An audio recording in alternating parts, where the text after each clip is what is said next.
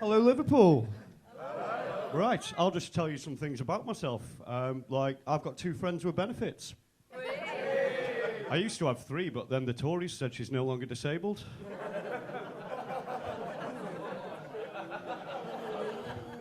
I'm glad she's gone, to be honest, because she was sexist. She used to say, right, that men can't multitask. I proved her wrong, though. And one day, I pleasured myself, and at the same time, disappointed her. Hard to know who won that one, to be honest. But it left me with a lot more free time, so I started watching TV. I was watching that program about the undateable people. Yeah, if you've not seen it, the premise of the show is that they take people that have got problems and they set them up on dates with other people that have got problems. It's pretty tough viewing, but it is nice to know that no matter how undateable some people are, some of them do still get to go to Fernando's. And I like watching Disney films as well because they like to teach you morals and life lessons. If you've not seen it, watch Zootopia. It teaches you that it doesn't matter what race or religion we all are, we can all live alongside each other happily. But I do think that when they made that film, they were just making up for past mistakes. Because I grew up watching The Lion King. Well, that taught me. Never trust a family member if they're a different colour.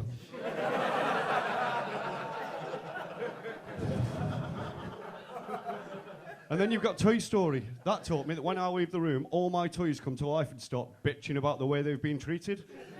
So I reflected on this as an adult. I got all my toys, I line them up, I apologise to them for everything that they've been through, and then for their own benefit, I set them on fire. But in my defence, I did not know that they were conscious beings when I bought them from Love Honey. And finally, you've got Frozen, and that taught me that anyone can make mistakes. Even Disney, because that film was fucking shit. Yes! I don't know what they were thinking. But I used to go to gym a lot. You probably can't tell, but I haven't been for a while. All right. But I like it when you go in the gym, because it's like walking into some girl's Instagram profile where they've got motivational speeches all over the wall. My favourite one I saw was that the only bad workout is the one you didn't do. Which was strange, because I saw a lad drop a dumbbell on his head. I think he was doing a drop set. It's a bit niche, that one, but I like it. I live in Manchester. I moved back there recently. Obviously, I lived there before, and then I moved down to Worcester for a while. And then when I started my new job, one of my new colleagues was a Scouse guy. Now, what I found out is that whole Manchester-Liverpool rivalry gets completely brushed aside when you meet each other down south. As soon as you have one conversation where you go, weird down here, isn't it? Have you noticed they get upset when you call them a dickhead? So, every time we saw each other, we'd always have a bit of banter between ourselves. And then I walked in a bar one night and I see him the other side of the room, and I'm like, oh shit, I've got it, I'm going to get him. Now, as well as being Scouse, he was also blind. So, I walked over and I'm like, mate, I'm sick of it. You're taking the piss. And he went, what? And I went, no, I'm not standing for this anymore. You're taking the piss. And he went, what? I went, being blind and Scouse. Mate, you need to pick one disability and stick with it. Now,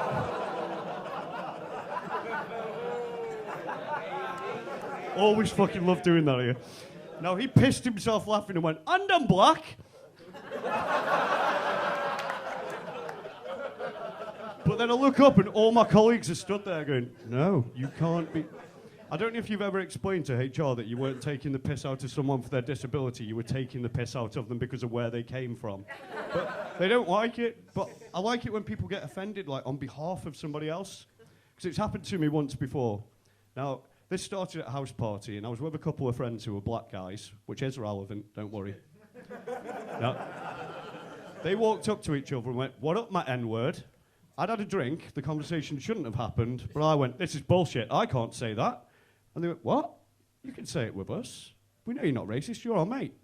Now, as a skinny white guy, being told that you can say the N-word, it was Christmas. Now, the next time I see them, again, in a bar, see them the other side of the room, and I'm like, shit, this is it. I'm going to do it. So I walked straight up to him and went, what up, my neighbour? Because I'm not going to say it on stage, I'm not a fucking idiot.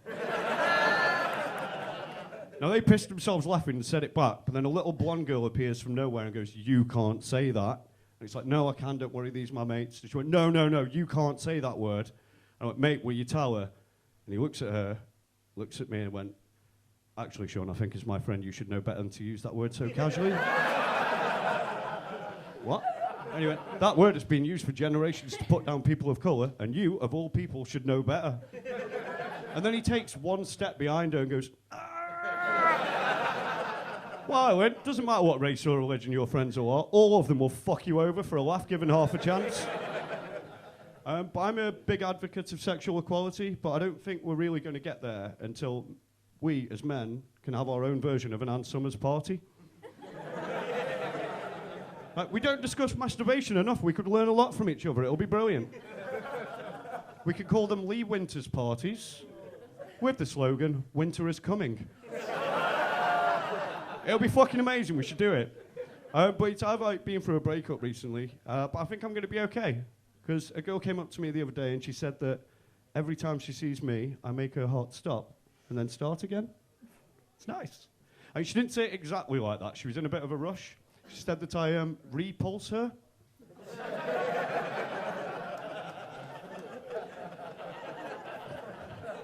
But at least I don't have to worry about that whole sex thing anymore, because that is a dangerous game these days. We are fucked about with that far too much. If you go out and buy a pack of condoms, you can end up with a couple of weird options in there called warmth and tingle. Now, I found out this the hard way, but if you're going to use one of those, you need to make sure that she knows this is the time you're going to use one of those condoms. Put a note on the fridge, start an event on Facebook. Just make sure she knows this is the time. Because if you think that putting on a condom can be a bit of a mood killer, you should see what happens when she suddenly thinks she can feel herself getting an STD. There's no coming back from it. But what I do like about sex, apart from that whole penis and vagina thing, is that people lose themselves in the moment and start revealing new aspects of their personality.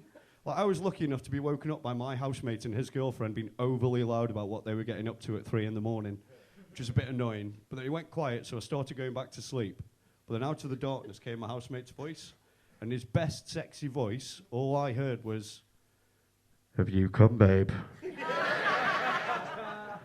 Did I give you permission to come? You naughty girl."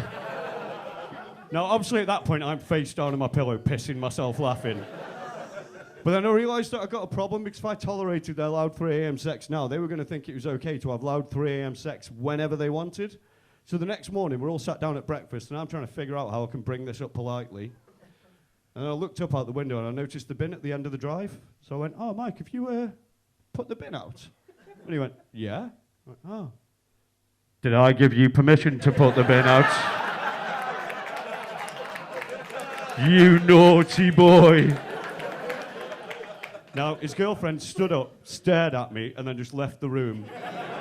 And he just looked at me and went, "It just felt right at the time." But I never heard them having sex again. And they broke up 2 weeks later, so it worked out great for me.